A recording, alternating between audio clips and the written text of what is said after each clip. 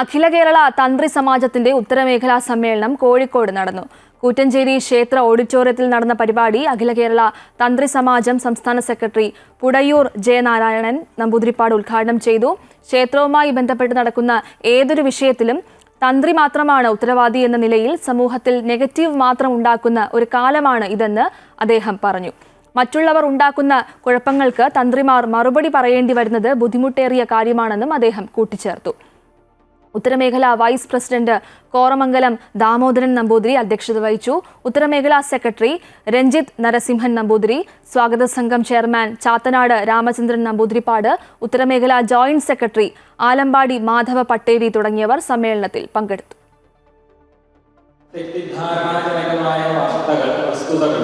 ഒരു തരത്തിലും നമുക്ക് എല്ലാവർക്കും അറിയാം, ഈ കേസുമായിട്ട് ബന്ധപ്പെട്ടിട്ട് 2023 തൊട്ടാണ് അഖില കേരള തന്ത്രി സമാജം ഇടപെടുന്നത്.